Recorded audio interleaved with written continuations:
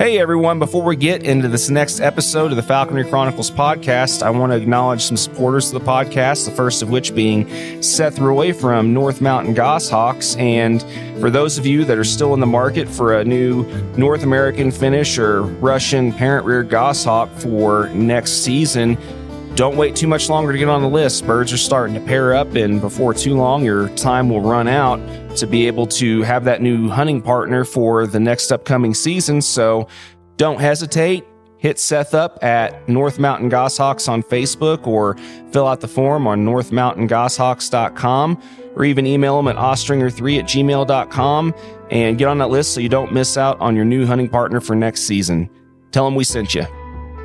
And I'd also like to acknowledge a supporter of the Extreme Performance Outdoor Network, being onX. And for those of you that aren't currently using the onX app as part of your hunting routine, you're missing out on a lot of cool features. I know I like to use it to keep track of some of my favorite hunting spots, and I've also used it in the past to scout out some potentially new hunting spots and also be able to hit up some of the people that own the property and make sure that I'm not going to trespass on their property and get permission and all that kind of good stuff. There's so many cool features that the app has, and if you've been on the fence as to whether or not to try an onX subscription, well, just know that you can use the promo code HXP20 during checkout, and you can get a discount on a subscription to onX. And just head to onxmaps.com, sign up, and know where you stand with onX. Now, on to the next episode of the Falconry Chronicles podcast.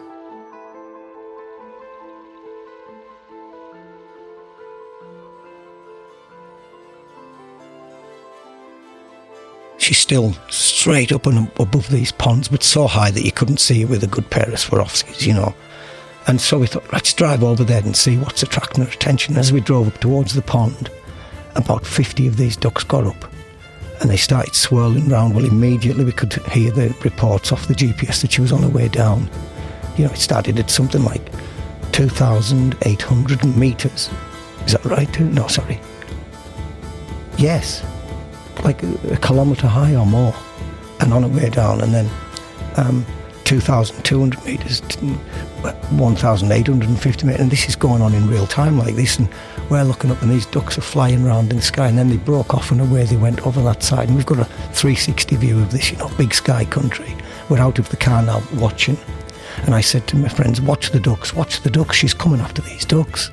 Hey everyone, welcome back for another episode of the Falconry Chronicles podcast, and this episode was recorded while I was in Kearney, Nebraska for the international NAFA meet that was held this previous year, and I got a chance to sit down with a few falconers from a few different countries, and Michael Calvin was one of them.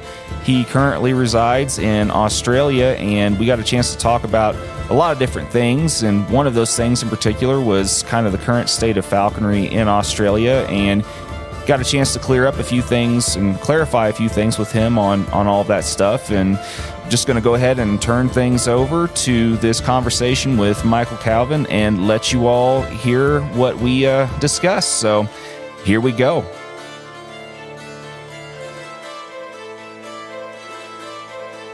Well, I'm glad you're at least feeling a little bit more human today, at any rate. I mean, you you look a little bit more rested. Yeah, it's been a long journey, and sort of 40 hours on a plane or driving or in between flights is very taxing. And I woke up yesterday with this terrible sore throat, which is all it is, by the way. It's just run down.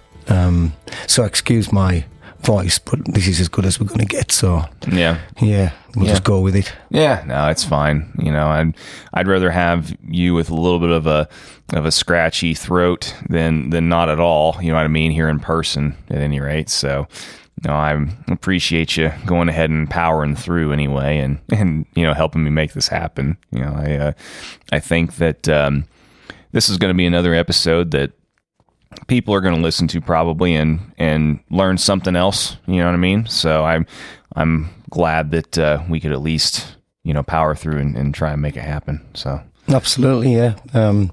I've got some stuff that I would like to share with people. You know, they don't understand or are not aware at all of our journey within particularly Western Australia. So this is a good opportunity to have a bit of a chat about it and get people to learn a little bit. Yeah, for sure. So remind me again, what area of the world are you originally from then? Right. Yeah, good one, because I'm obviously not an Aussie with my accent here. So I'm from the very far northwest of England, just below the Scottish border. County is Cumbria, which is the Lake District. Most people know it is the Lake District. My hometown is a little town called Whitehaven. So we're right up there on the left-hand side on the Irish sea coast. Okay. And yeah, I mean, as since you listen to the podcast, you've probably heard me mention many times about how, geographically I'm a moron. So like, it's always, it always helps to kind of get somewhat of a broad, or at least a general idea of kind of where people are located at, to kind of appreciate, like I said, what people grew up around, what they are, used to, what kind of the motivations they had to, leave there if they wanted to leave there eventually and all that. But, I mean, so when did you decide to leave there? Oh, pretty much all my life until I was 42. Okay. And we left to go to Australia because the rest of my family had moved there, mum and dad and brothers, sisters with their children. And as our children were growing up, and we thought we should go as well to join the rest of the family and give our kids an opportunity to live somewhere else and in a beautiful place like Perth. The journey's been great. We still love home. We still miss home terribly and try and get back as often as we can. Yeah. I was 42 before I went to Western Australia. Okay.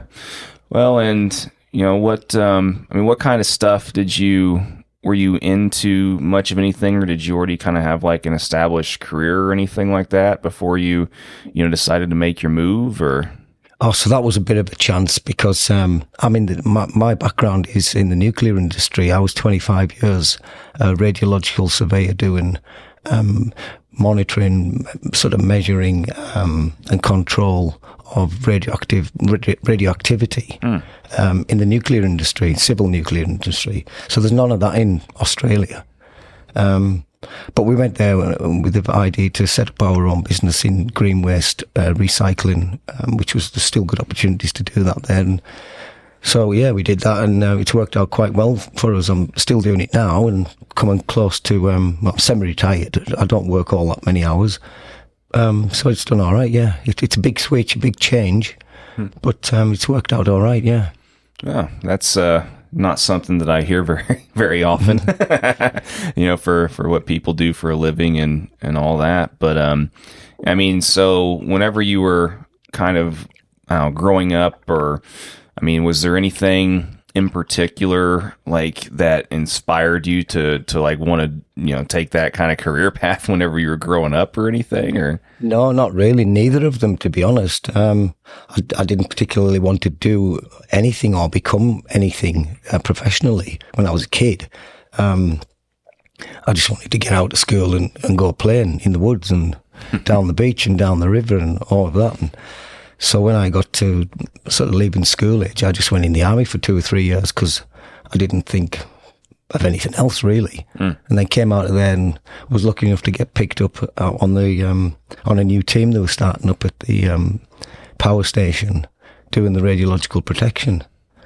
So I went into that thinking, a good opportunity, we'll give that a go. And yeah, it became a almost lifelong career, yeah. Yeah, so I mean, how long were you in the military then? Oh, just under 3 years. That first spell as a kid. Yeah. Okay. Yeah, because I in the U.S. here still, it's still kind of it's a voluntary thing still. I didn't know if there was some kind of mandatory thing that you had to do, or if it was just something that you electively did, or if I didn't know if there was a certain thing other than just the fact that you really weren't really sure what to do, or what your motivation was to go into it, or. Oh, it came down to the fact that what choices did I have in front of me, and I hadn't worked as hard as I could have at school. Mm-hmm. Probably could have done an awful lot better, but as I say, I just wanted out of there. Every day I wanted out of there. Mm-hmm. So academically, I wasn't as well qualified to go on and study or even become an apprentice or anything like that. And so I just went into the army as a junior leader in the Royal Artillery, and off I went and travelled a bit and enjoyed the journey for a couple of years, yeah. Yeah. Was there any place, whenever you were kind of traveling around or doing your stint in the military, that you thought that during that time that, hey, you know, I could probably live here or there? Or is there any place that you saw that you're like, I definitely don't want to live there? Not really, no. I mean, we were mostly doing our training in the UK, which is all over it. I spent time up in the Outer Hebrides doing live firing, because we used to do surface-to-air missile firing. And I quite kind of like that, because the falconry urge was getting back into me by then, because I did a little bit of sort of falconry, if you want to call it that, when I was a kid. So I saw the wilds of Scotland for the first time when I was sort of 16, 17. And we got all over the UK, Wales to the Brecon Beacons, and did all the rough old training that sort of either makes you or breaks you. Did all of that, and some time abroad, and spent about a year living in Germany, which was great fun as a young kid with, you know, your mates going to great cities at the weekend. And so I liked all that, but I wanted to go home. I just wanted to go home. Yeah, I mean, it's interesting kind of how whenever we're younger, we are always kind of wanting to go out here, there, and everywhere and stuff. And then as we get older, sometimes it's just like, well, I think I'd rather just be at home, you know. So, I mean, every so often, you know, I get the itch to go and see new things and kind of explore and you know, meet new people and all that kind of stuff. But like in the end anymore, after I'm gone for about like a week or two or whatever, I'm kind of like, all right, well, I'm ready to see my dogs and my family again and everything else. But yeah, I think, you know, as a younger person, you know, there's a little bit more of that itch, you know. Absolutely, yeah. I was ready to go. I mean, I left home with a backpack at age 16, jumped on the train and went. I was on main gate guard duty with live rounds with a real threat at that time from the IRA, Irish Republican Army, at 17 and a quarter years old. And I think now I look at kids and think, wow, I wonder how they'd handle that. Times seem to have changed a little bit. Just a smidge, yeah. Yeah, and some of the stuff we went through in our training was, well, they call it bullying now, I think, but no, it was all good fun. but I always wanted to go back home. I never wanted to leave home. I never left to get away from home. And when we came to Western Australia, we weren't running away from anything. We went because we thought, well, we'll go and give our kids a better opportunity. But you know, I still love getting back and try to get back every year at least once. In fact, I was there 4 weeks ago, and that's probably why I'm a bit run down now, because I did the round trip then, and back to Australia for only 3 weeks, and then back out here.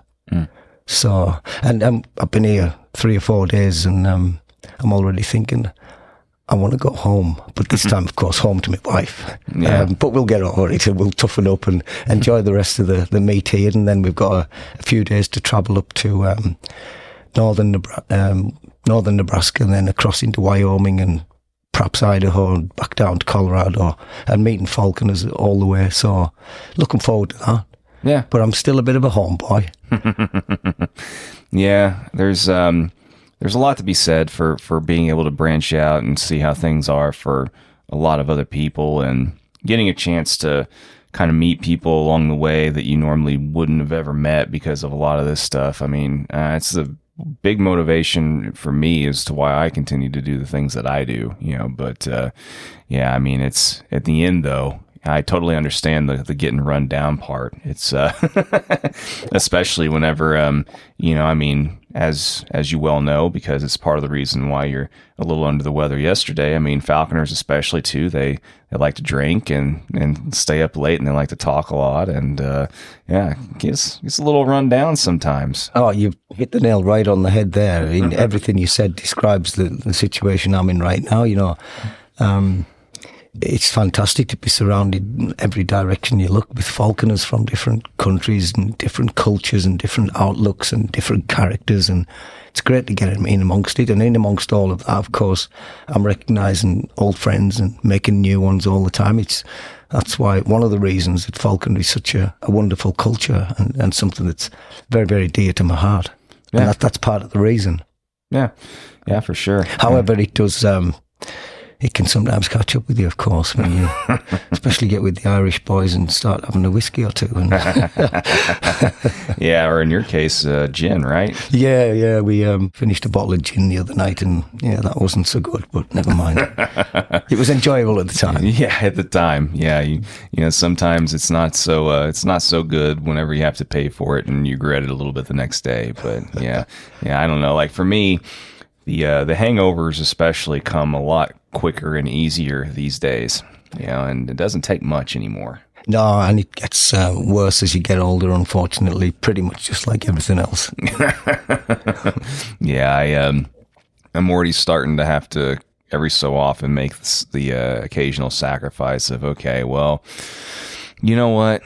I'm just not feeling this. I'm going to go to bed now. And, you know, ironically enough, the times that I've decided to go ahead and do that, I don't usually end up regretting it. You know, sometimes in the moment you feel like you might miss out on something, but it's not going to be any good if you miss out on the rest of a whole entire week because you didn't make a small sacrifice or something earlier in the week. Absolutely. Yeah. You've got to step back from it now and again. You could be out there the whole time, 20 hours a day, either out in the field with these guys or in the bar or in the coffee shop or out to lunch. And wow, it's quite, it takes a toll on your body, and you got to just step back a little bit, I think. And then you're able to enjoy the rest of it.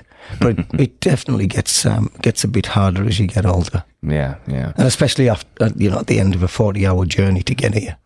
That's tough. Yeah. I was, honestly, whenever I went to South Africa earlier this year, I was kind of expecting to end up with some kind of, I don't know, quote unquote sickness.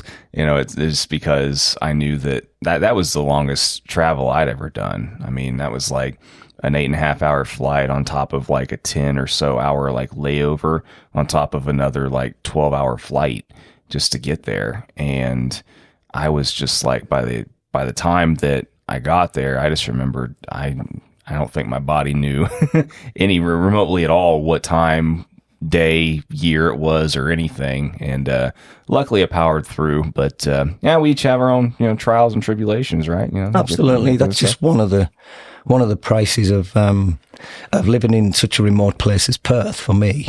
And we want to stay there because it is a great place to live. And we're in a position now where we're able to travel a bit more. The kids are up, you know, and they're doing all good. So we've got to pay that price. I've always said the best superpower in the world would be instantaneous travel at the flick of your fingers. Oh, yeah. It's never going to happen, unfortunately, but it would be good, especially in my situation. You never know. Yeah, we'll see. I never know. We're not there yet, true, but you never know. But, well, and so let's go back to your childhood then. And you mentioned like kind of whenever you were younger and you'd already kind of sort of a little bit, if you wanted to call it falconry, kind of dabbled in it. But I mean, what initially kind of got you, you know, interested in all this, and you know, like what was your initial kind of foray into all this? My story is very similar to many other people who have listened to and asked the same question. And from the podcast that you've done, it's a strange thing when you hear the same theme coming through in almost everyone's story. So I can't put my finger on it, really. I don't know what it was. My mum tells me a story from when I was probably 4 or 5, certainly before school age, and she'd sent me round to Eileen's shop to go and grab a loaf. Where I come from, you can probably still do that with 5-year-old kids. Although it's a different world now, I suppose. And off I went with a shilling to go and grab the loaf and didn't come back, or not in the expected time anyway. And sometime later, it was probably not much, but enough to sort of start a bit of a panic. I just turned up and my mum said, "Where have you been?" And I apparently, because I can only recount this because of what she's told me. I was too young to remember it. But apparently to the question, where have you been, was I saw a hawk catch a bird and it flew off with it. So I followed it because I wanted to know where it lived. So there was something in there of an interest at even that early age, 4 or 5 perhaps. And then growing up, sort of 6, 7 and 8, I remember my cousin had a kestrel that he came by somehow or other. And he sort of done some basic training with it and flew it around the garden, literally around the garden. And it would go and land on the roof and come down to his glove. And so by this time I was about 8 or 9, and it was incredible. It had a big effect on me. And at the time also, you'll have heard about the film Kess, about a Northern England kid. Well, that's the background I came from. My dad worked down the pit, and we were out playing all day, and so I identified with that, and that really sort of sealed something in my mind that I wanted to give that a go and do that. So I'd be about 10 or 11 when I trained my first kestrel. And then I met my friend David when we went to secondary school at age 11. I don't know what you call it in your country, but in secondary school for us.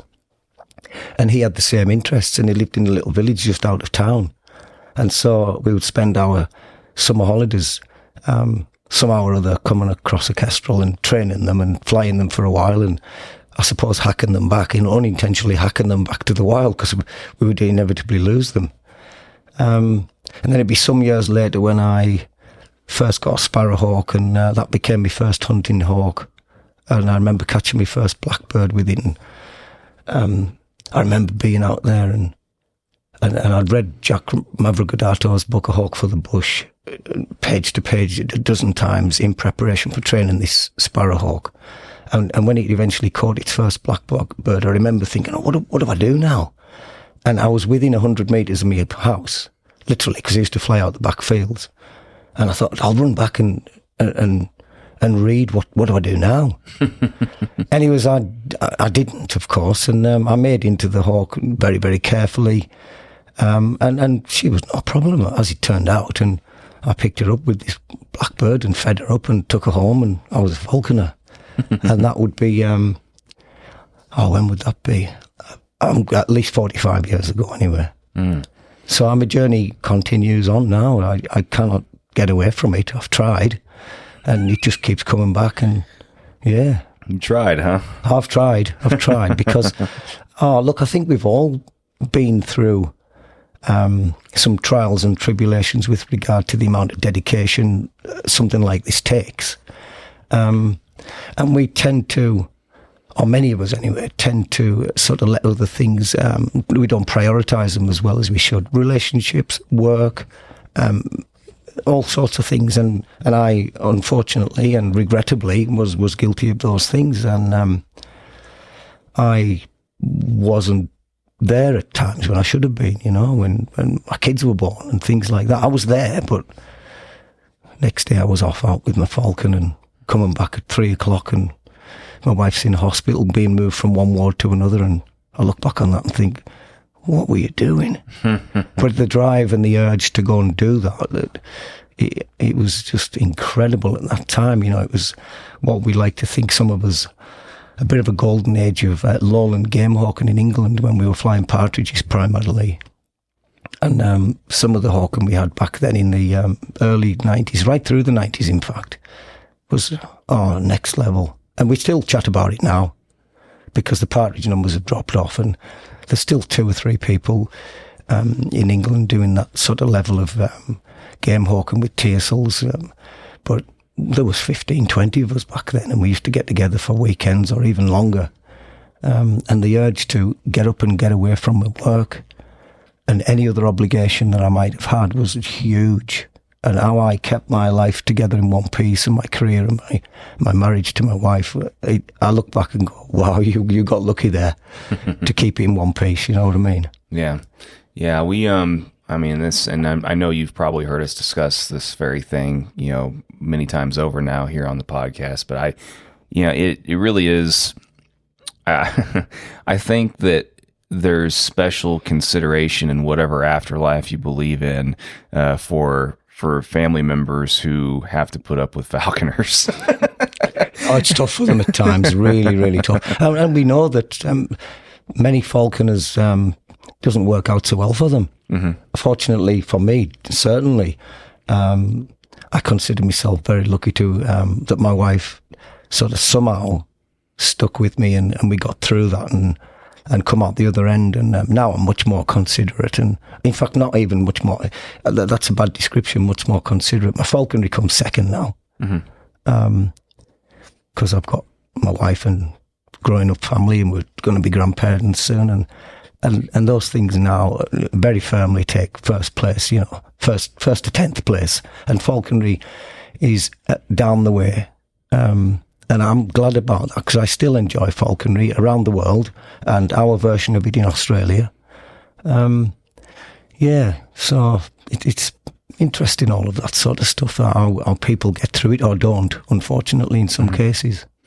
We've, I think we all are aware of the fact that we tend to have a much higher divorce rate than a lot of other, demographic of people. And when it comes to, when it comes to a lot of the prioritization and just the people, I don't know, it takes special people to, number one, want to do this, or I shouldn't even say special. It takes unique people to want to even do this in the first place. And then it also takes unique people to make considerations for, the type of people like us, in their lives too. And I completely understand what you're saying. I mean, there's been things that I've probably missed, or, shouldn't have missed, or whatever, and things like that. But I think all of us have little, at least little, hopefully not huge regrets, in a lot of it, but, it's part of it. And I think we all, especially with people that get into it in different parts of their lives, it might or might not be easier, to come to those realizations sooner than others, especially for the people that get into this when they're so young, like yourself. I'm sure that there was, a different, a little bit, it took probably a little bit longer, like you said, to reach that point where you finally realize that, okay, well, this is a part of my life now where I should definitely probably make this not the top priority. But plus, as you get older, of course, and those of us who started very young and have had a wonderful journey, it's hard to not hard to, but we don't require that same amount of stimulus the whole time. Mm-hmm. I remember when I was younger and sat around a table with some of the old famous grouse hawkers in Scotland and chatting to them and asking them, what do they fly when they get home? And they would say, well, nothing, this is our season. And I was shocked and surprised that they would be happy to go to Scotland for 4 to 6 weeks and do some grouse hawking, and that would be it until next year. And I remember, I think I couldn't believe that they could be satisfied with that. For me, it was August 12th in Scotland all the way through to February 1st on the lowland of partridges, and as many days in between as possible. But I get that now. I really do get that. So the urge, we've done so much by my stage of life, that you look more at quality time, and especially quality time with friends. And that's one of the problems that I've got. I've got some good friends in Western Australia, don't get me wrong, but I certainly miss being able to connect with my falconry friends in the UK and elsewhere in the world. Mm-hmm. And so that's why now I'm happy to just have little pieces of that now and again. But when we go home, I always connect with other falconers, and I try and get it so that that we can go in sort of November back to the UK rather than June. But now we'll probably be able to do both. But I want to go back during the season so I can nip off to my friend Nick's and go and do a bit of snipe hawking, or over to Yorkshire for some grouse hawking, or up to Scotland or whatever. And I really enjoy that now, and I'm satisfied with far much less of it quantity-wise than I ever thought imaginable when I was younger. Mm-hmm. Yeah, and that's kind of a problem, or it's a good problem to have to a degree, but I know that's kind of been something that I've kind of had to think about a lot, for myself as well too, because, fortunately, a couple of the more recent opportunities that I've had to do like international stuff, like South Africa, for example, their season is just starting when ours is ending. So I don't necessarily have to miss out. I can go and see their falconry and do recordings and stuff or whatever. And I don't have to miss out on any of my personal falconry and stuff. But like, whenever I do other things here in the States or, the same hemisphere, it's like, it comes kind of at a cost, not just for the obvious stuff, my family and other things that I do, my income but it also comes to some degree, depending on what I'm doing, at a cost of my personal falconry time as well also. And as we get older, it's just that it doesn't usually get easier at some parts of our life to make the decisions of what comes first, what comes second, even though later on, the older we get, it seems like, well, yeah, it should have been an easy decision. But whenever we're kind of still growing and maturing, I guess it's kind of like, well, yeah, that was probably kind of dumb. Shouldn't have probably done that. You're absolutely right. and it was a good point there that you made about maturing, because we mature guys anyway pretty slowly, really. And so that was a big part of it as well. So, yeah, the maturing happened a bit late for me with regard to keeping both feet on the ground in one place for any length of time. Well, and also, we as falconers to some degree, whether some people are way more than others, but by nature, there's a degree of selfishness that comes with it, and to have to want to give so much time to something that's never going to love you back, or whatever. But it's like for a pursuit that is so that only we can really understand. There's a lot of time that we keep for ourselves and dedicate towards getting all this stuff to work and to see it happen. And yeah, like I said, luckily we end up finding people in our lives that, they may not understand, but, they know it makes us happy. So they make concessions, whether that's for good or bad or whatever. And, like I said, I don't know. What's right and what's egregiously wrong, I guess, when it comes to a lot of those things is up for their individual people to decide. Absolutely, yeah. We're all different. Yeah. Thank goodness. Yeah. But yeah, so continuing on then, with your personal falconry and stuff. You said you kind of got back into it a little bit later. You said, your early 20s or something like that, or when was it? Well, when I left the army about age 19 or 20, I immediately got back into it. Okay, yeah. And then took on an imprint sparrowhawk from a friend who were breeding them by then. And I flew that sparrowhawk for 5 seasons, all out on the fields, out the back of the house, typical rolling northern England farmland with long blackthorn and hawthorn hedges where blackbirds would be in there, and we'd work down the hedgerow with the sparrowhawk, and most of the flights were short and sharp and unsuccessful, but we managed to catch a few blackbirds over the years. And I trained her, flew her loose, literally out the back of the house, flew her there almost exclusively for 5 winters, right through the deep of winter, going out in the snow and trying to catch these blackbirds, all under license, by the way. I used to apply to the, I think it was the Home Office back then, rather than the Department of Environment, and they'd give you a license to catch so many blackbirds because they're a protected species. But falconry being very, very valued as part of the fabric of the history of the UK, they would give you a license to do that on a certain amount. And I flew for 5 seasons, all in that one area, and eventually she got killed by a fox on a blackbird kill when I must have went right past, and went too far and realised.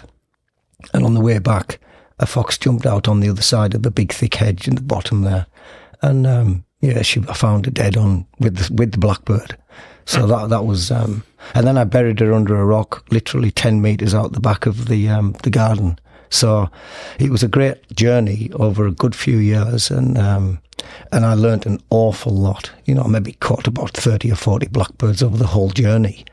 But wow, you learn an awful lot with the sparrowhawk. And at the time, I didn't know any of the falconers really, other than my friend David, and he was as blind and feeling in the dark as I was. And yet we both managed, and we're both still falconers to this day.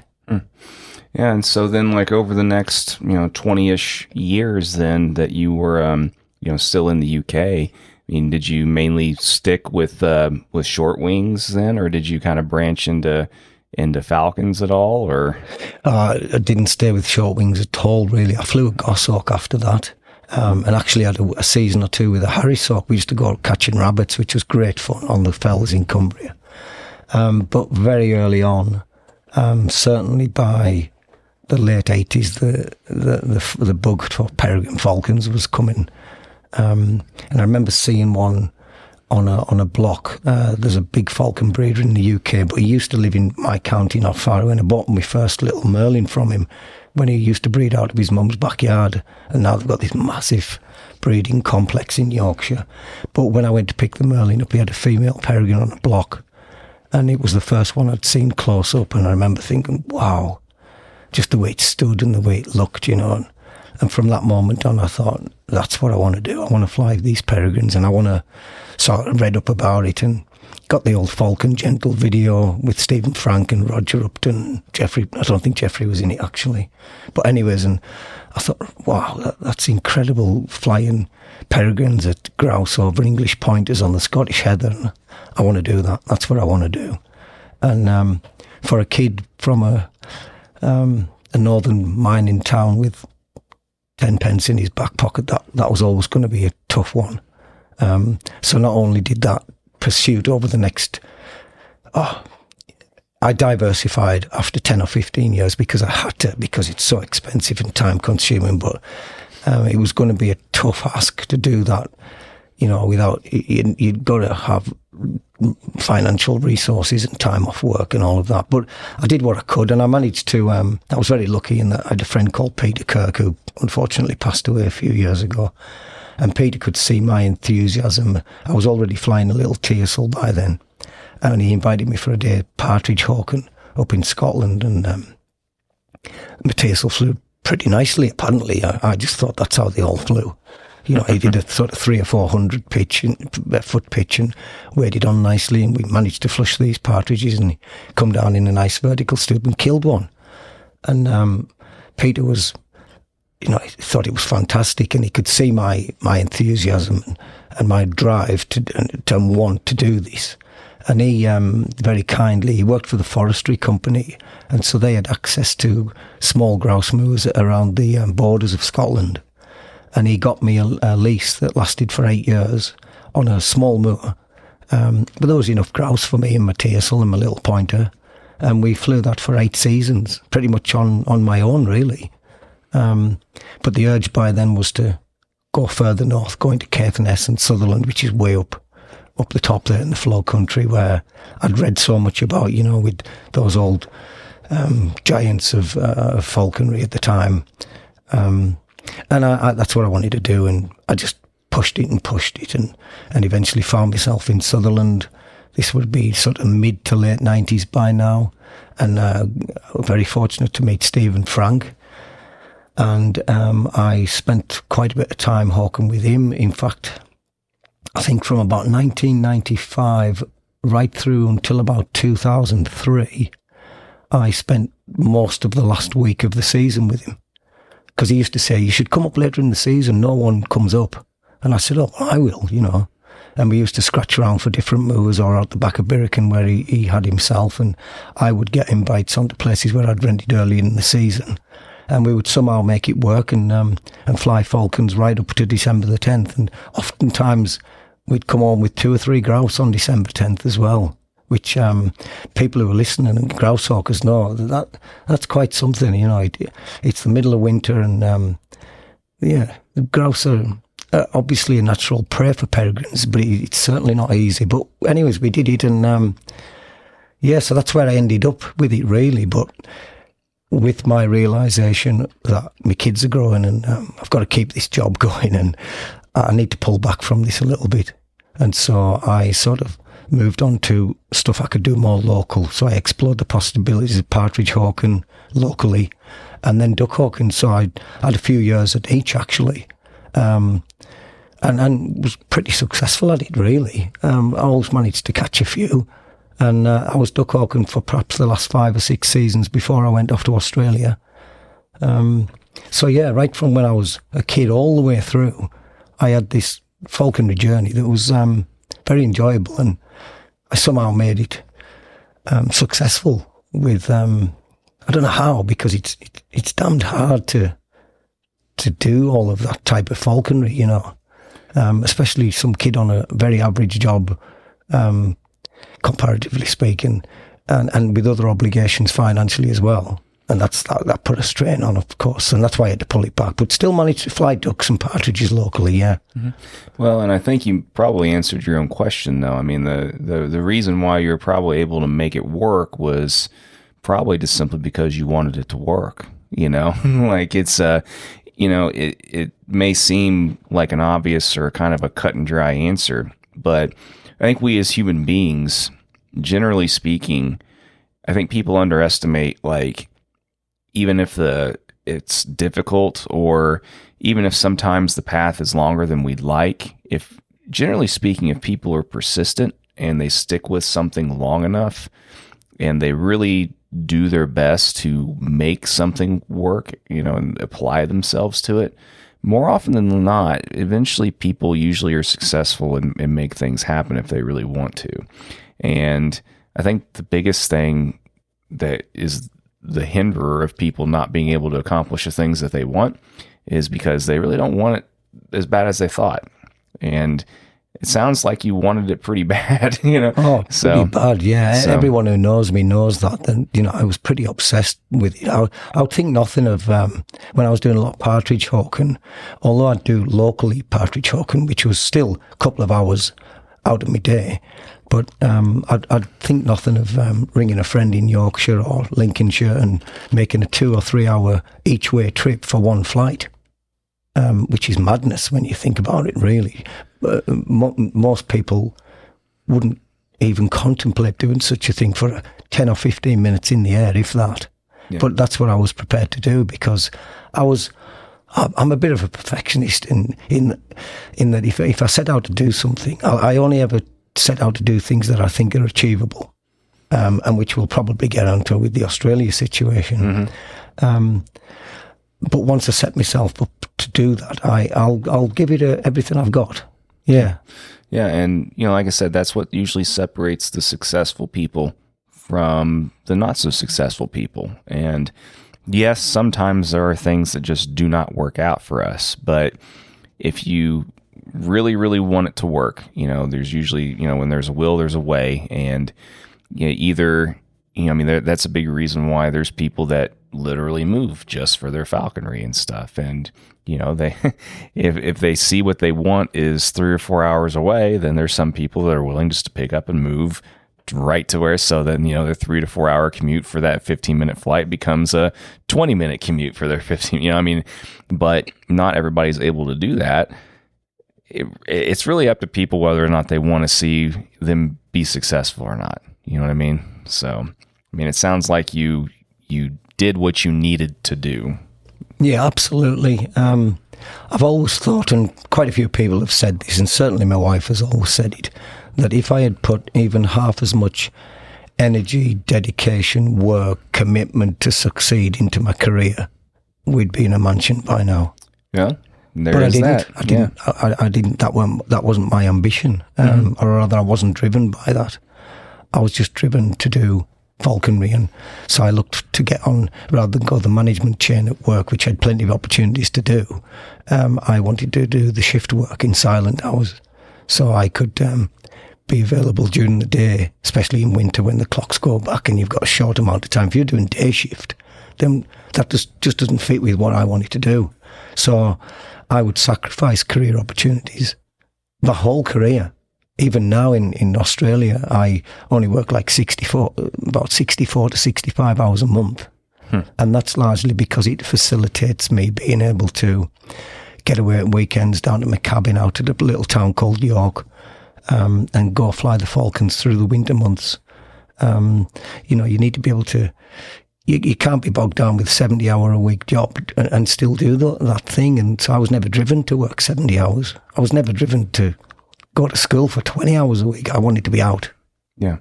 Well, and it makes perfect sense. I mean, if you really want something bad enough and you understand that certain parts of your life have to be different to accommodate that, then generally speaking, you'll make the change if you really want it bad enough, which it sounds like you did. So yeah, but I mean, so I guess, yeah, now would probably just go ahead and be a good time to go ahead and segue into, what exactly, I mean, other than your job situation, which I mean, it sounds like was kind of one of your main motivators, but I mean, what exactly brought you to Australia, and why did you end up in the part of Australia that you ended up in then, as opposed to, one of the other areas?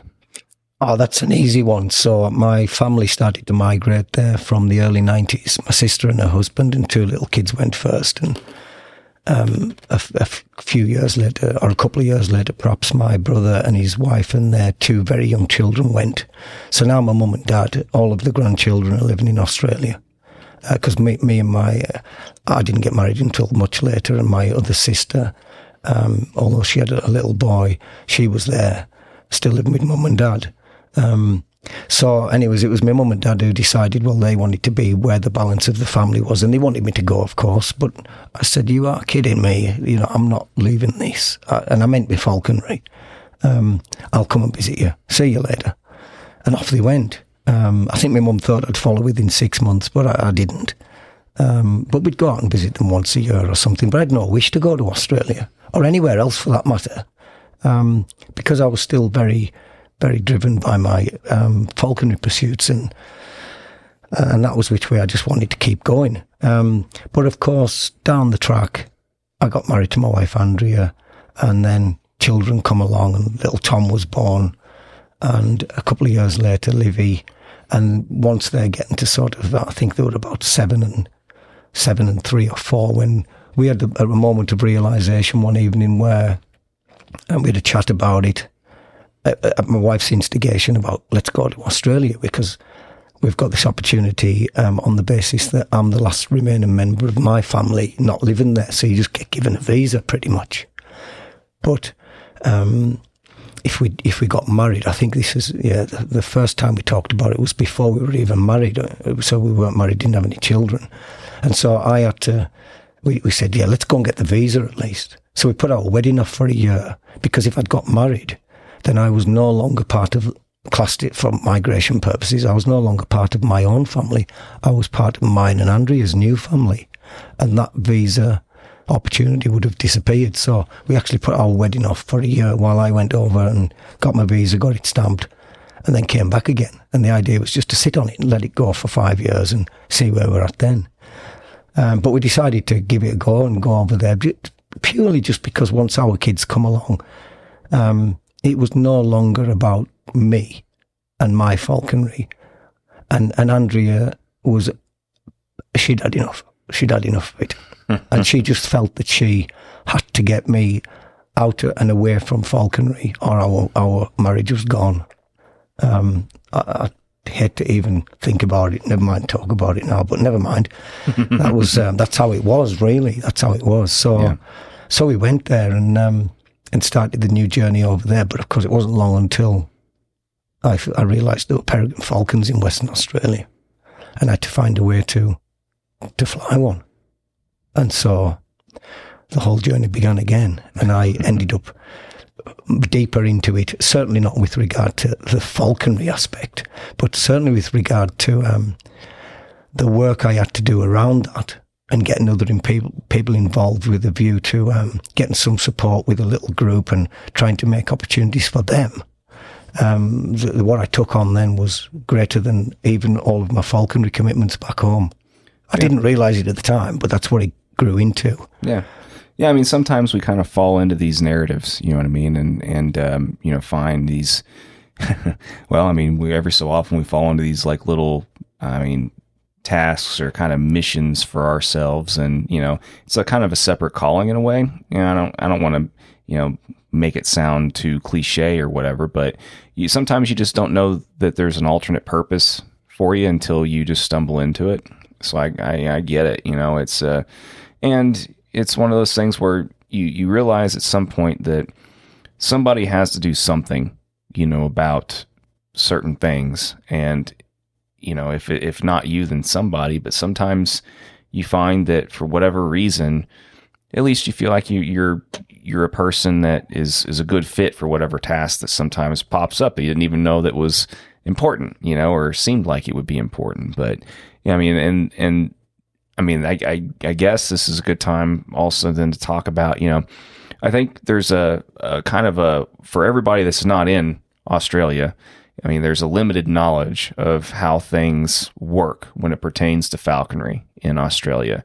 And, there's a lot of people that have been told, or at least given the impression, that it's pretty much illegal in most of Australia. And there's, just different avenues that are kind of currently trying to be taken to make it more widely available and things like that. But when it comes to where you're at, and I know that Australia is kind of divided into a handful of different states, correct? Yes, that's right. So is it one of those things where it's kind of like the U.S. where every state kind of has, I don't know, a certain amount of regulations that were federally implemented, but each state has kind of their own variations in some of those rules and regs? Or is it completely illegal? Or what's the update on a lot of this stuff? Because I know for me it would be nice to have some clarification on how things work in Australia. But right, yeah, look, it's a great question, because it gives me the opportunity to explain as far as I know at this point in time. And it's still a very it's a difficult situation to even read into, because there's no clear answers to a lot of questions. But so falconry has been practiced in Australia. We know we've done some research, and we've got some historical records of it. I've dug them up, and I've actually made a little Australian Archives of Falconry, and we've got documentation, and we've got photographs that go back all the way to the earlier 20th century, at least probably earlier than that, because people migrated there from the 1800s, and a certain amount take falconry with them. And at that time, of course, like America, like the UK, there were no wildlife conservation laws then. So people just got on and did what they did, and nobody bothered about it.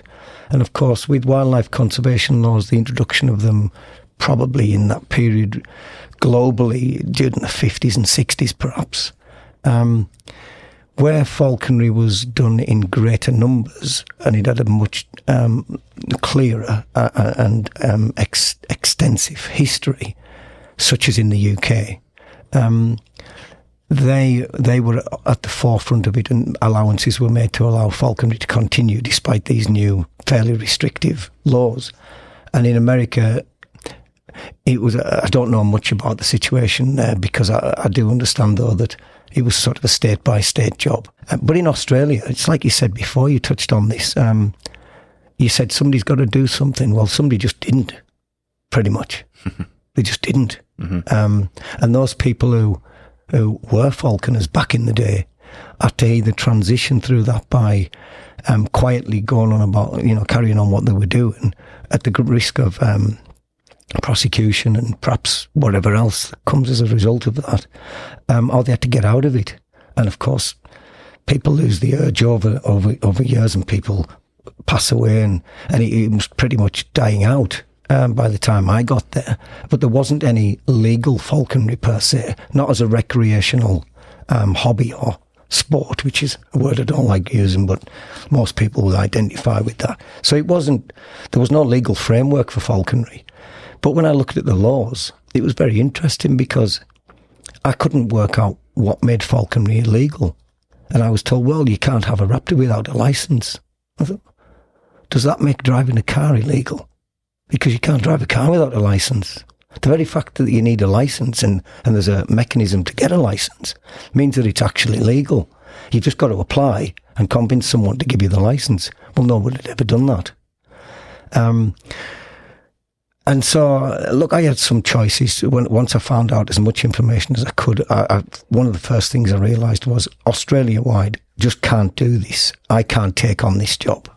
But we can focus on Western Australia. And the reason I thought we can't focus on it, on all of Australia, is because, like you said, there's each state and territory has its own sort of autonomous wildlife laws. And that's right and proper, because far north Queensland is sugarcane and rainforest, and inland is desert, and then down in southwestern Australia, the opposite corner, it's rainforest, huge rainforest, and then there's everything else in between in every direction. So there's different wildlife, different ecosystems, and so it makes sense that they've all got their own wildlife laws. So to do it on a national scale, you're fighting against 5 or 6 different sets of regulations, and just doing it with one is impossible, right? Or pretty much impossible. And we didn't go down the falconry, recreational falconry route either. And that was a deliberate choice, because I've got a lot of resilience. I'm a tough sort of bloke, and I'm not easily put off something I believe in. But I know that if you run at a brick wall, you can run at a brick wall all day long, and you're definitely going to hurt yourself. And you're not likely to make a pathway through it either. So you've got to find a weak spot in the wall or a chink of light. And as it turns out, that was rehabilitation. I thought, right, falconry techniques as a rehabilitation tool is the perfect answer. And we all know that as falconers. Globally, we know that. You know, the very essence of falconry, the bird hunting to catch its dinner.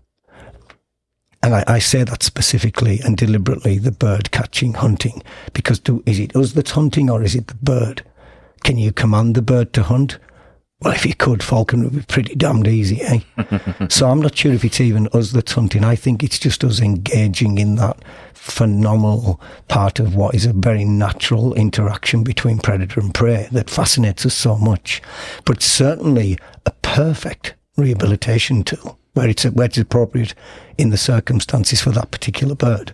You know, it may have had an injury, it may have been in captivity for whatever reason for an extended period of time and lost all its fitness. And flying around the biggest aviary in the world for some birds of prey just doesn't cut it. It just doesn't. And we know that, but some rehabilitators don't know that. They just see a bird that can fly around an aviary for 5 minutes and put in a couple of kilometres and think that's all right. And so they let them go, and great. If any of them survive, that's fantastic. But you can't do a proper, an accurate assessment of that bird's capabilities. You don't know whether its vision is impaired, or it's got a minor injury in its wings or whatever, or a deformity in its flight feathers and things like that, or its grip in its feet. You can't really assess that without really close examination, and not just a look. Falconry allows you to examine everything to the far end. And so it's a perfect rehabilitation tool. We know that. How do you get the authorities to agree to that? Because it's a job that they've got to do that they're not doing at the moment, and they've got to examine this, and someone's got to stick their head above the parapet and say, hey, this guy and these people have got a real point here. Why don't we work with them and see what we can come up with and let this happen? That's a tough one for wildlife protection agencies and their officers, because they don't get paid anymore for doing that. And it's a job they've got to take on and risk being vilified within their own occupation for doing that. Mm-hmm. And so, yeah, anyways, we went the rehabilitation route. As far as is falconry illegal, I don't know. I really don't know. Certainly, if you've got legal possession of a raptor, then that's not illegal, right? And legal possession or illegal possession of a raptor in itself isn't falconry, any more than having a pair of trainers makes you an Olympic sprinter. So having the raptor isn't falconry. Nor is illegal possession of a raptor in itself is certainly not falconry either. Is the person hunting, or is the raptor hunting during rehabilitation flights or falconry? We cannot make them hunt. We can condition them and we can expose them to situations in which they may thrive and be successful. We can assist them, but they can just as well go and land on a post or fly off and never come back. So we can't command them to do anything in the way that you can with a dog, for example. So some of the laws around, you're not allowed to set one animal onto another, which are in Australia, but they're also in the UK, right? And probably in America and many other countries. That doesn't make falconry illegal there. Why would it make falconry illegal in Australia? And can we set a bird onto a rabbit or a falcon onto a partridge or a duck or a grouse? Can we really? Because if we could, wow, we'd all be damn good falconers, eh? So all of these questions make me wonder, where's the illegality in all of this? And certainly from a point of trying to do the best for a raptor in terms of rehabilitation, and then what we can get from that in terms of education of people, scientific study now, particularly with GPS, real-time GPS tracks are incredible and helped us a lot to evidence what we do. You know, we can now not tell them, we can show them. Ken Carney actually said that to me about 10 years ago when I was telling him about this journey, and he put his hand on my shoulder and looked me in the eye and he said, don't tell them, son, show them. But we were still unable to show them because they're not going to come out every day. But then GPS came along and Marshall Telemetry through Steve Lee were very kind to me, and I, well, as far as we know, we were the first, in Western Australia, we were the first people to apply real-time GPS tracking with live data, recording the flights, where you can see the fitness progression from day to day, you know, and evidence big stoops and hunting speed stoops and all of that. And that helped us because when you go to parks and wildlife officers or leaders or whatever and say, there's the data, all of a sudden they go, oh, wow, this isn't telling us anymore, this is showing us. So Kent was absolutely right with that, but it took a few years until we could actually do it. So yeah, we just carried on building, doing what we were doing under old laws that were non-specific around this, and building a history and evidence of what we do. And during that time, we also realised that they were going to change the laws eventually, so that you could only do rehabilitation under a licence, under new laws that came in around about 2016, 17-ish. So we were ahead of the game with that, and we started formulating our own written systems and protocols and our own apprentice workbook, where we evidence that someone has got suitable training in this to the very highest standards and understands what they need to do, and is it well equipped with aviaries and equipment and GPS tracking or whatever else it might be, and access to the right food and understanding.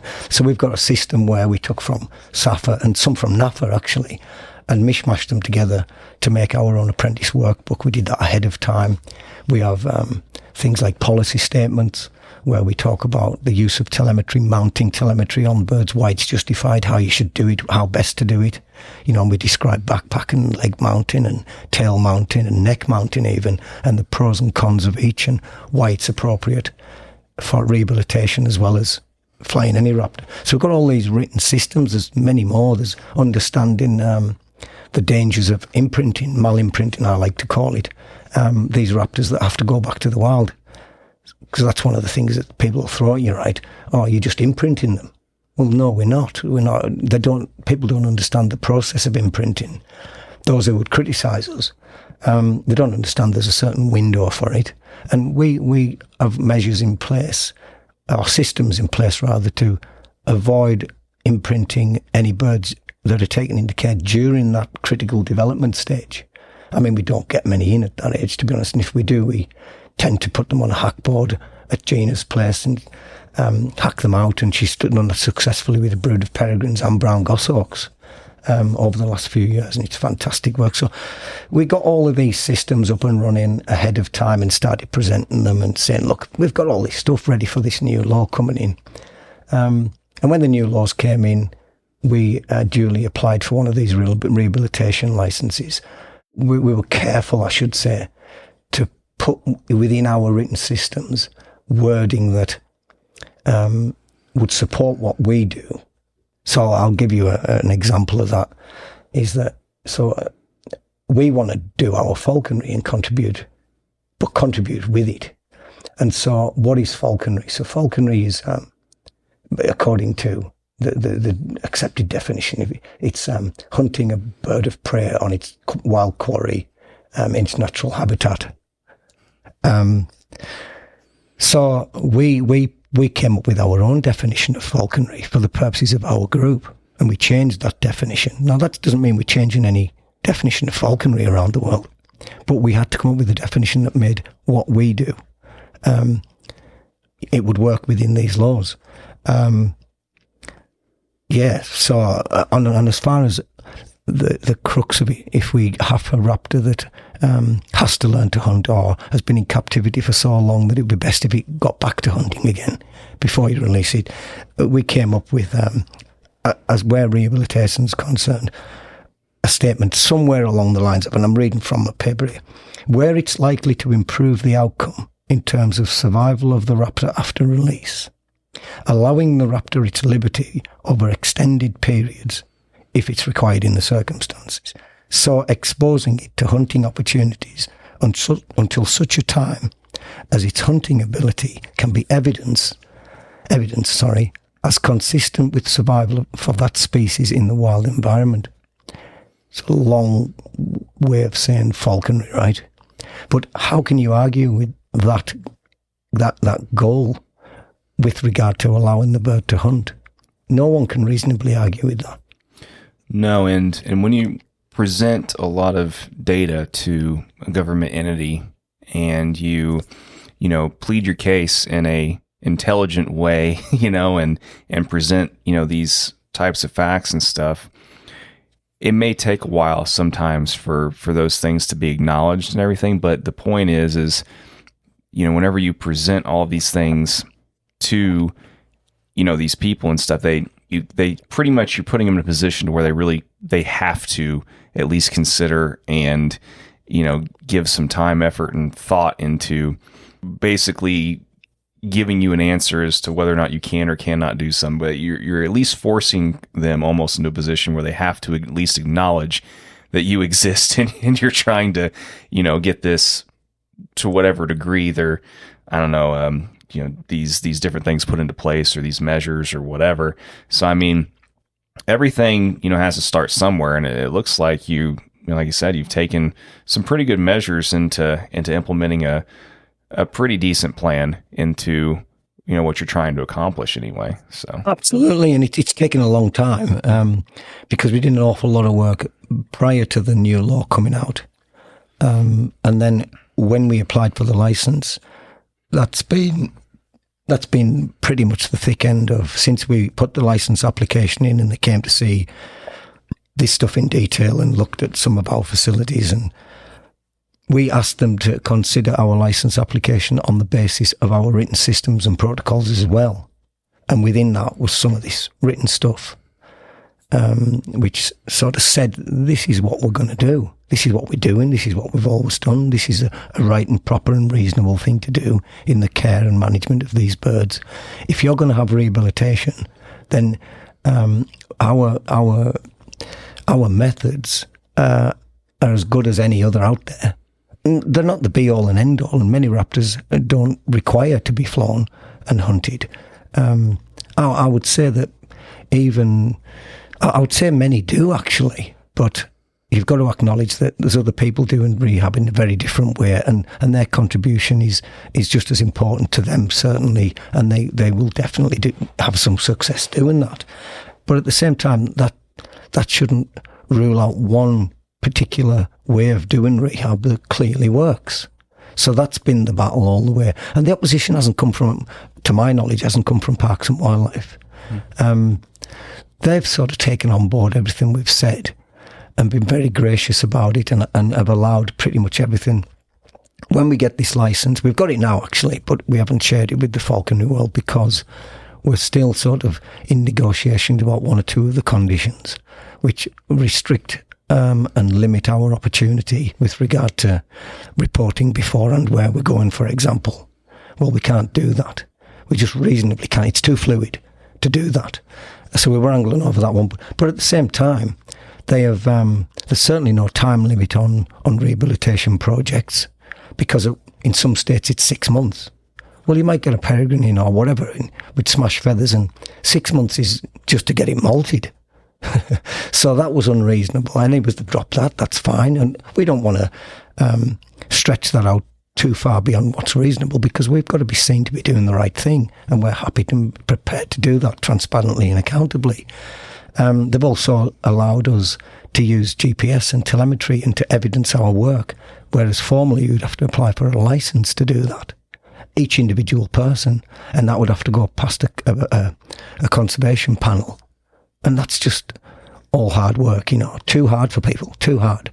So we said, this is what we do, this is how we do it, this is our written systems. We want to be able to do it within the group and the people listed on the license to this standard with this equipment as part of the rehab license. I couldn't believe it, but they gave us it and said, yeah, no problem. So it's not all doom and gloom, and it's not all a big battle with them. It's just that some of the things that we have to fight around just seem so ridiculous and just as hard to remove. I understand that we're working with raptors that are wild, that belong to the state or that belong to the people of the state, and we've got to be transparent and accountable. I get that. Absolutely, of course. That's why we've done it the way we've done it. And we've said, yeah, this is what we do. This is how well trained we are. This is how we oversee discipline, if you like, within the group. We're going to make sure people are doing this right, because it's going to come back to us right. We're going to make sure that everything's transparent and accountable. I keep saying that, but it's an important thing. And we're going to evidence the work that we do, and we're going to keep records, and we're going to do all this for you for free. So that's where we're at now. We're very close, very, very close. And when I see pictures of, people who didn't have this opportunity just a few years ago, not legally anyway, and now they're out there working with these birds and starting to free fly in them, build them fitness, and I'm seeing GPS tracks that we shared, and it just makes it all worthwhile. At times I'm a resilient person, and people will tell you that boy, he stands his ground a bit too much, actually, but even I've been almost driven to walk away from it a few times, almost up to the last minute. But then I think, Gina, my friend, will send me a picture with a little daughter working with a new kestrel when I was that age, you know what I mean? Mm-hmm. And then I'll go, right, onward. Yeah. I just need a couple of days away from this, switch my phone off. Let's refocus and onward we go. Because that's the role I took on. And I wasn't going to walk away from it easily, although at times it was bloody hard. But when we're almost there. Yeah. Well, I mean, it sounds like your path is somewhat similar to kind of how parts of South Africa's had to approach things from time to time, it's a lot of work, and it's a lot of time, effort, and energy, and it does take a certain degree of resilience and or stubbornness to, kind of refuse to give up on something if it's something that you truly, believe in to that degree, which, I mean, like I said, somebody's got to do something, you know what I mean, in some regard, or else nothing gets done, obviously. So yeah, absolutely. And I would say also that the start of this journey for me personally, I'll admit this now, I would have been reluctant to say this sort of publicly out loud 15 years ago, but it was so that I could engage with my falcons or falconry in some way.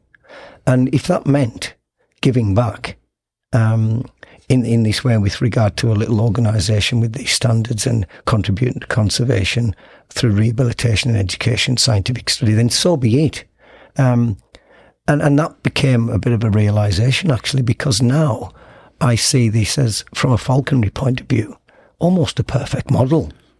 And so my view has changed on that, and I went through 25 years being a falconer without giving much back, really. Mm-hmm. And this is an opportunity to give something back, and I've got some really strong thoughts and points on that we should all try and give something back. So I suppose this is my hitting a six out of the park, if you like, in some ways. We've created a situation where people, albeit for rehabilitation, can use falconry, free flight, call it what you want, but they're using these techniques, which to me is part of my, it's almost a right. It's a right to me where I come from. And it's UNESCO listed as a intangible cultural heritage of humanity for a very, very good reason. Mm-hmm. And yeah, I feel pretty strongly about it. You can probably hear that through my voice.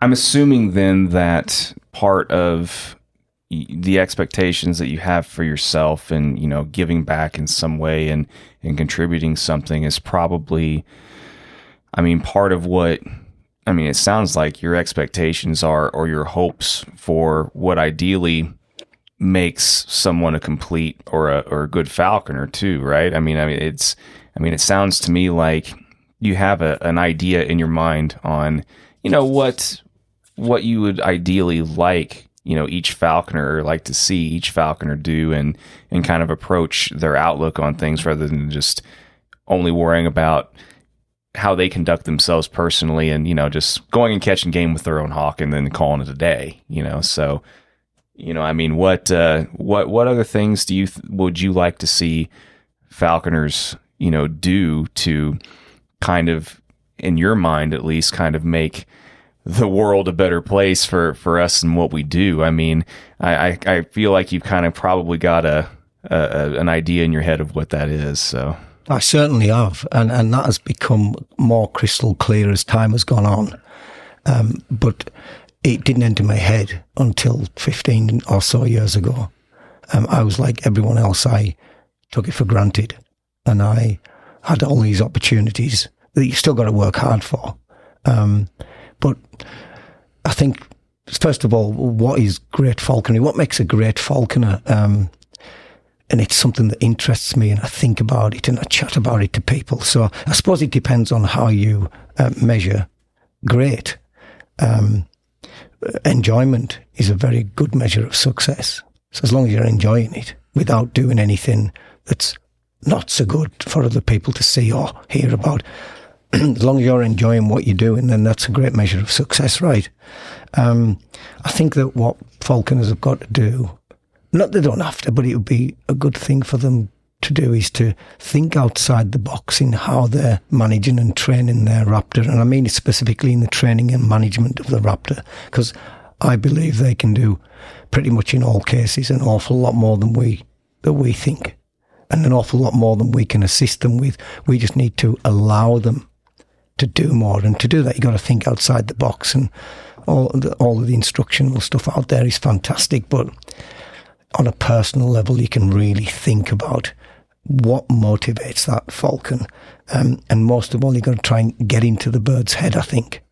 And so I'm talking now about the falconry experience. How do you make it better? How do you make that flight or that outing better? So it's about enjoyment, and it's about getting into the bird's head to try and get the best behaviour in terms of its flying ability and the spectacular sort of aspect of what we do. And part of that is to try and understand what motivates the raptor to perform, because it's not always just food. Teasel peregrines, for example, I always quote peregrines because I've got a bit of a bad case of peregrinitis, unfortunately. But teasel peregrines in the wild hunt for a significant portion of the year, not necessarily only for themselves. They do it to impress the female, and they'll choose a nest ledge and go out and catch a pigeon or a dove or a duck or whatever, or a small bird, and bring it back and say, look at me, I've got a good house here, I'm athletic, I'm handsome, and I can catch things. So it's pretty much what we do, right? You know, so try to get into the bird's head, and that's just in the case of a teasel. It's not just food that motivates him. And it's very hard to articulate what I mean by what do you do about it? Just try and think about the bird in the moment. Why is it doing what it's doing? And reward it in ways that serve, or rather reward the motivation to do better, for the bird to do better. For example, it puts in fancy stoops and shows off to the female, not because of food. So if we can recognise that behaviour in the bird, reward it in some other way, perhaps with moving or or operantly conditioning with a signal or a wave, or and get your timing right and all of that. So I'm always looking for ways to get into the heads, and I would encourage other falconers to try and do the same. So you satisfy the bird's urge and need to perform, I suppose you put it in a nutshell. And as far as females go, by the way, I've talked about males there, and particularly teasel peregrine, because it's obvious. It's easy to pick out stuff that he's doing, why is he motivated to do that particular behaviour, and it's not to do with food. As far as females of all species go, well, good luck working that one out. You're not talking about the human species No, either, I daren't.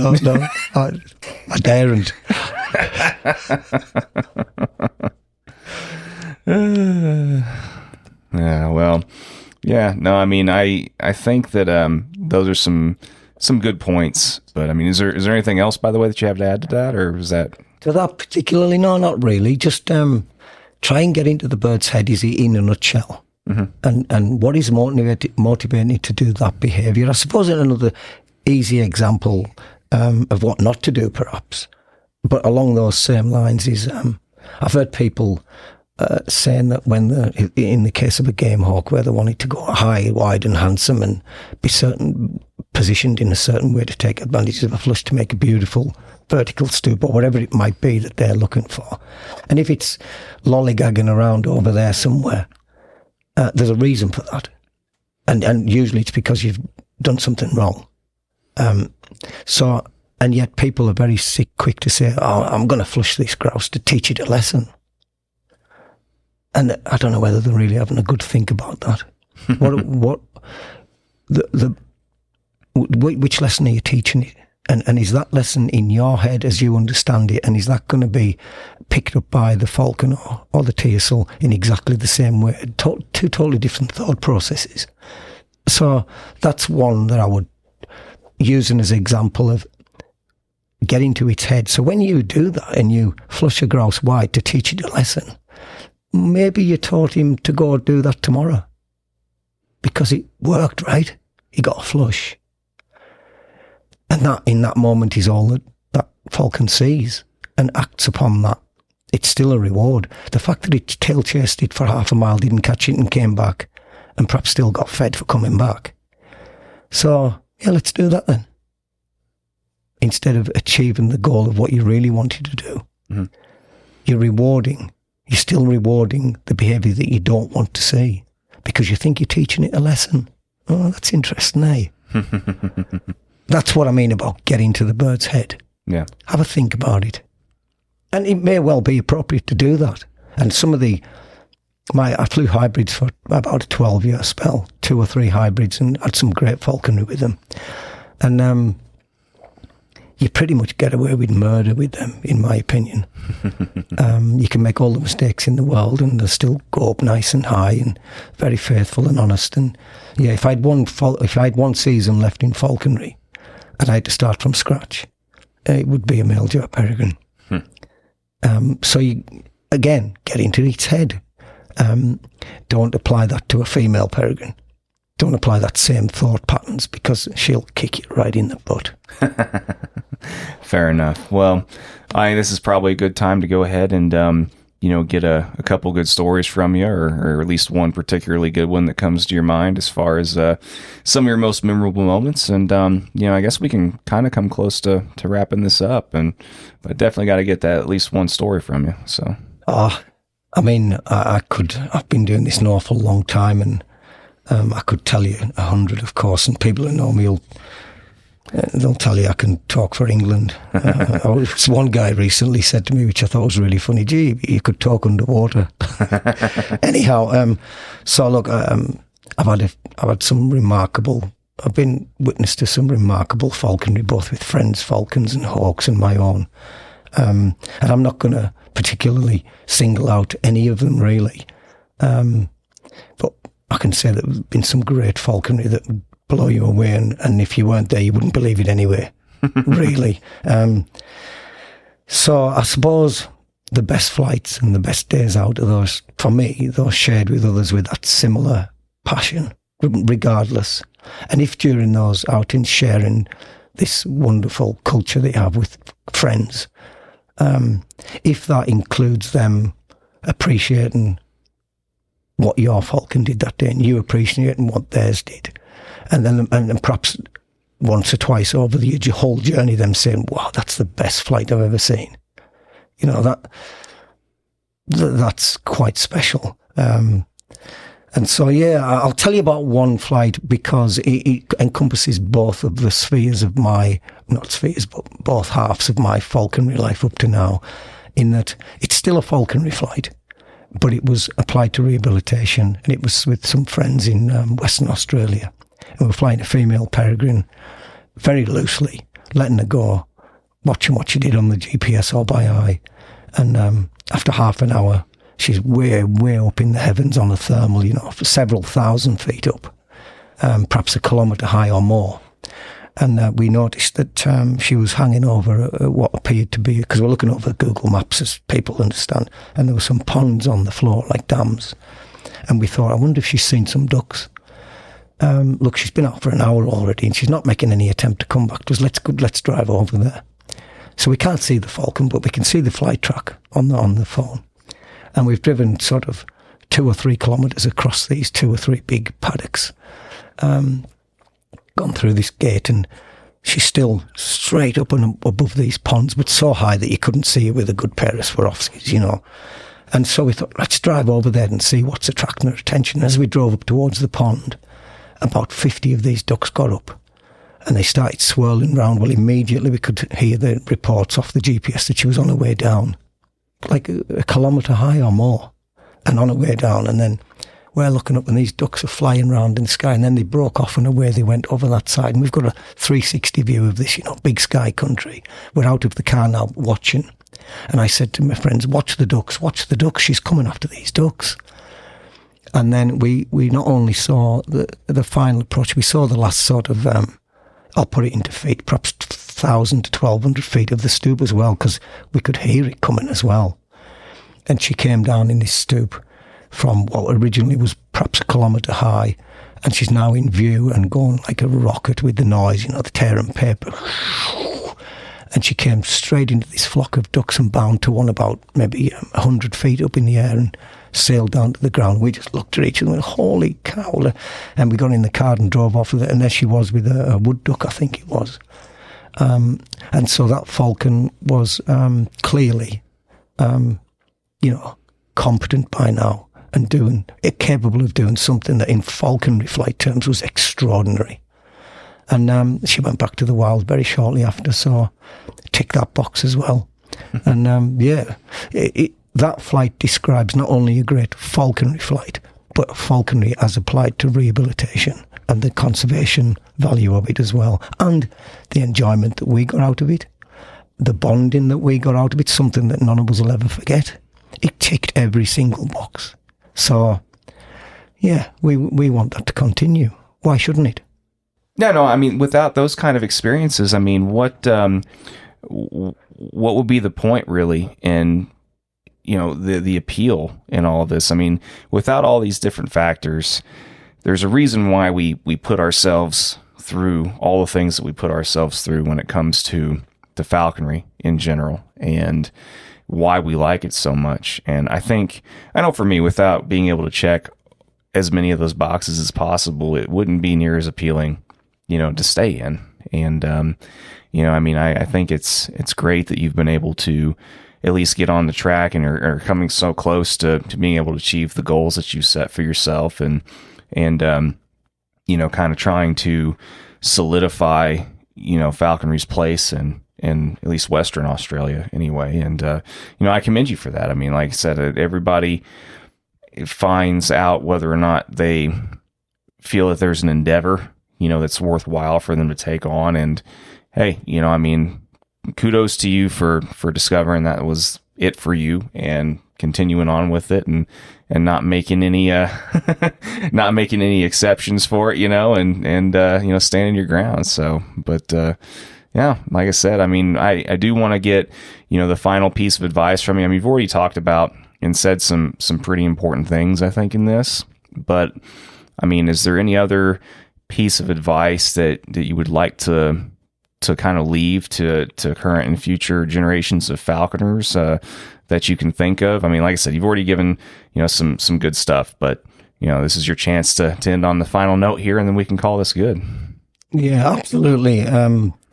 So again, the advice I would give people is covers both of these two things. The part of my falconry journey from a recreational point of view, the cultural heritage side, and contributing back to science and education and conservation.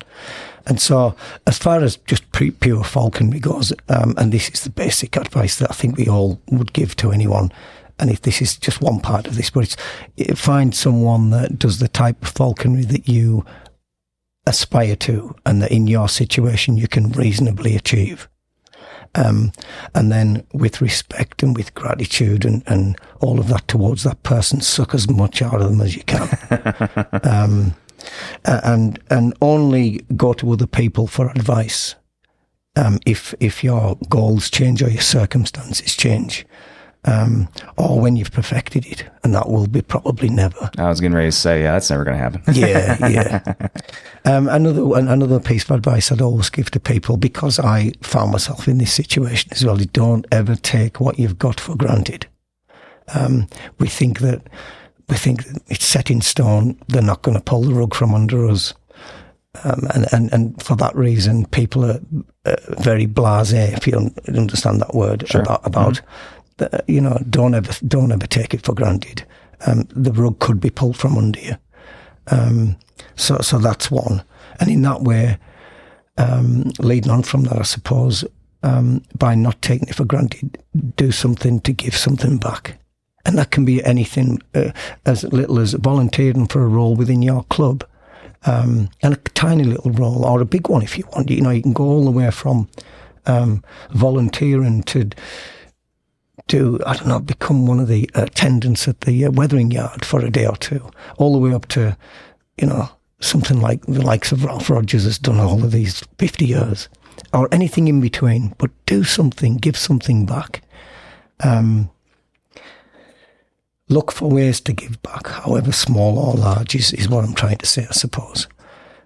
That's pretty much about it, I suppose. That would be my advice. I've got another piece of advice that I always tell people, young and aspiring falconers. And it again comes down to that. And it's all about not allowing the rug, or doing your bit to make sure the rug's not going to be pulled from under all of us. And it's do your falconry, everything about your falconry, all of it, in such a way that is, if someone unbeknown to you was watching your every move closely, they could walk away from that and go, I can support that. I think that's a really good thing to have in your mind. And that's everything, right? It's how you are with people within falconry and outside of it. Engage with strangers, not strangers, but people who might show an interest. Engage with them. Tell them about what we do. Tell them how wonderful it is and how we do work towards conservation and all of that type of thing. Present yourself well. Smile. The way you look, even the way you dress. Just try and tick little boxes as you go to give the best impression of falconry to others who may not have ever seen it before and may never see it again, but at least go away with a good impression. And that includes, just imagine that person's watching your every move, and you've got to get them to go away and say, I can support that. Perfect. No, I think that's a really good note to end on. Then, I mean, unless you got any other last thought to add, or unless you've got any other last thought to add or anything like that. I mean, I'm pretty good with ending on that note. And thank you again for clarifying and sharing a lot of what you've personally been trying to do in Australia. And I think that's probably going to clarify a lot of things for a lot of people, and kind of just answer a lot of questions as to for the people that are curious about how things work in other countries, especially countries where it seems to be there's a lot of continued misperceptions or gray area type deals and stuff like that. I mean, I think that was a really good overview. So, I mean, appreciate you sharing that and for taking the time with the borderline continued hungover, symptoms and scratchy voice and jet lag and everything. Like I said, it's much appreciated. So. Right. Well, I suppose I can finish that off with just saying that, first of all, sorry for my voice, but I suppose plenty of people are tired of listening to me anyway, so that's maybe a bonus for them that I can't talk as well as I normally do. But also, thanks for the opportunity, for allowing me to sit here with you and discuss these things and get it out there on the record, and hopefully it'll enlighten a few people. Perhaps it might even give people encouragement to contribute back and look outside their own little aims and goals and what they can do for the greater good of falconry, both in the local community, in the club, nationally, or even globally. So yeah, thanks for the opportunity. No, you're very welcome. And hopefully sometime we can figure out a way to finagle some kind of, Australian, little series or something, and figure out a way to get out there sometime and, bring even more light to how things are done there. And I know Australia for me is still on the bucket list of places to go. So I'd very much like to go ahead and check it out sometime. But anyway, yeah. Absolutely. On that note, and the final note is that you're more than welcome, not just you, all of these people have been so nice to us and welcomed us, and a bit overwhelmed by it, to be honest, the kindness of these people in NAFA. And so we're happy to return that on a much smaller scale, of course. But if anybody wants to come out Western Australia and around the rest of Australia, get in touch. We can take you out and take you to my cabin, which is fantastic, and go and do a bit of this rehab falconry and come and see what it's all about and see a different place, a different country, different climate and the challenges that presents. But it's all interesting stuff. So if anyone's ever gone Perth way, be sure to look us up, through our association or me personally. I'm easy to find in the falconry world. Please do and let us know. And we'll get you out there and have a better look for yourself. Cool. Is there a particular website or anything that people can check out? Or so our website with the group is sort of on hold at the moment because we really want to tick all the boxes before we put that back out there. But it will be coming back up, and it'll be no doubt the Raptor Flyers Association of Western Australia, whatever.com. I'm not sure how you do websites, but it's the Raptor Flyers Association of Western Australia. Failing that, just ask any falconer about this mad guy, Michael Calvin, and you'll soon find your way to me, one way or the other.